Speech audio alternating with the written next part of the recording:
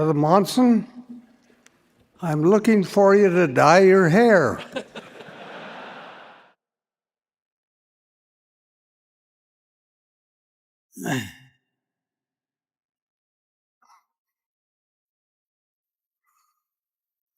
My beloved brethren, wherever you may be, here in the conference center or in a church hall far away across the seas, what a remarkable thing it is that we can speak in this conference center and that you can hear what we say in a place as far away as Cape Town, South Africa.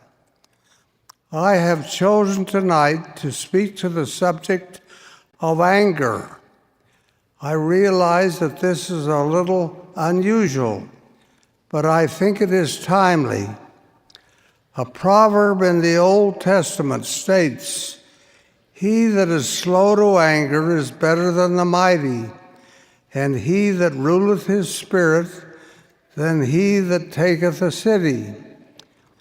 It is when we become angry that we get into trouble.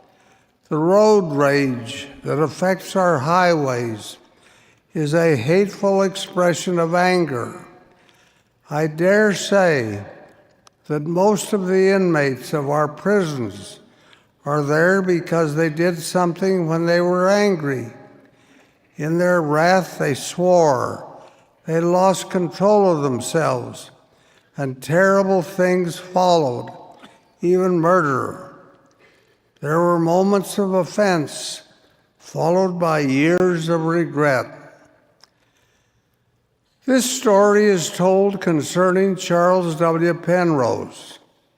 He was a convert to the church and served as a missionary in England for some 11 years.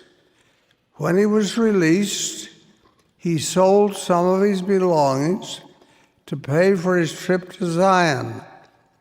Some of the saints observing him said that he was selling church property. This angered him so that he went upstairs in his residence, sat down, and wrote these verses which are familiar to you. "School thy feelings, O my brother, train thy warm, impulsive soul. Do not its emotions smother, but let wisdom's voice control.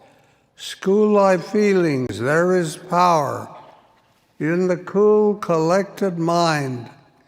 Passion shatters reason's tower, makes the clearest vision blind.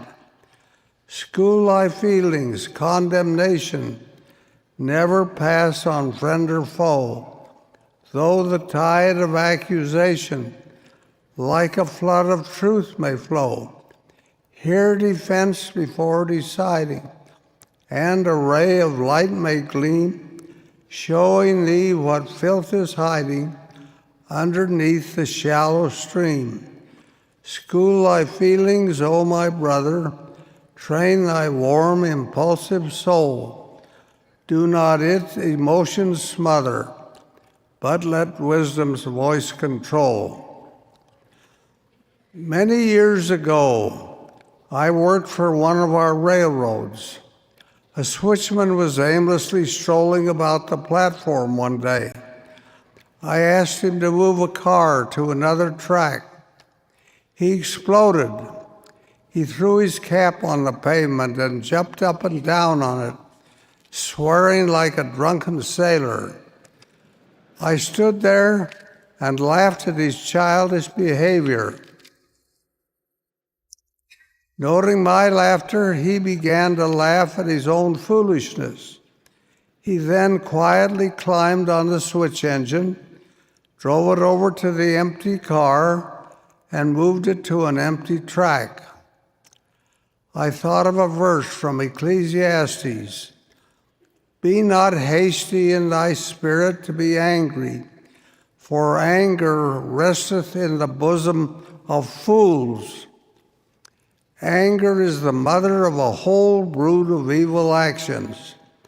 I clipped from the morning newspaper a story that led off with this statement, quote, "More than half the Americans who might have celebrated their 25th wedding anniversary since 2000 were divorced, separated, or widowed before reaching that milestone." Widowhood, of course, is beyond the control of the parties, but divorce and separation are not. Divorce too often is the bitter fruit of anger. A man and a woman fall in love, as they say. Each is wonderful in the sight of the other. They feel romantic affection for no one else.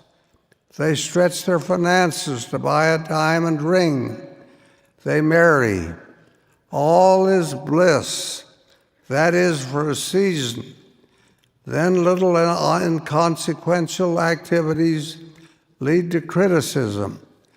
Little flaws are magnified into great torrents of fault-finding. They fall apart. They separated. And then with rancor and bitterness, they divorce. It is the cycle which is repeated again and again in thousands of cases. It is tragic, and as I have said, it is in most cases the bitter fruit of anger. I think of my own marriage. My eternal companion passed away 3.5 years ago. But we lived together for 67 years. I have no recollection of ever having a quarrel with her. She traveled with me and spoke on every continent, pleading for the exercise of restraint, kindness, and love. A small publication that came to me some years ago carried the following, quote, "Once a man who had been slandered by a newspaper came to Edward Everett Hale asking what to do about it. Said Hale, 'Do nothing. Half the people who bought the paper never saw the article. Half of those who saw it did not read it. Half of those who read it did not understand it. Half of those who understood it did not believe it. Half of those who believed it are of no account anyway.'" So many of us make a great fuss of matters of small consequence. We are so easily offended. Happy is the man who can brush aside the offending remarks of another and go on his way. Grudges, if left to fester, can become serious maladies. Like a painful ailment, they can absorb all of our time and attention. Guy de Maupassant has written an interesting chronicle that illustrates this. It concerns Master Hoshcombe, who on market day went to town. He was afflicted with rheumatism, and as he stumbled along, he noticed a piece of string on the ground in front of him. He picked it up and carefully put it in his pocket. He was seen doing so by his enemy, the harness maker. At the same time, it was reported to the mayor that a pocketbook containing money had been lost. It was assumed that what Hoshcombe had picked up was the pocketbook, and he was accused of taking it. He vehemently denied the charge. A search of his clothing disclosed only the piece of string, but the slander against him had so troubled him that he became obsessed with it. Wherever he went, he bothered to tell people about it. He became such a nuisance that they cried out against him. It sickened him, and I now quote, "His mind kept growing weaker, and about the end of December, he took to his bed. He passed away in January, and in the ravings of his death agony, he protested his innocence, repeating, "A little piece of string, a little piece of string. See, here it is, Mr. Mayor." The story is told that reporters were interviewing a man on his birthday. He had reached an advanced age. They asked him how he had done it. He replied, "When my wife and I were married, we determined that if we ever got in a quarrel, one of us would leave the house. I attribute my longevity to the fact that I have breathed good, fresh air throughout my married life." Anger may be justified in some circumstances. The scriptures tell us that Jesus drove the money changers from the temple, saying, "My house shall be called a house of prayer, but ye have made it a den of thieves." But even this was spoken more as a rebuke than as an outburst of uncontrolled anger. Now, my dear brethren, in closing, I plead with you to control your tempers, to put a smile on your faces, which will erase anger.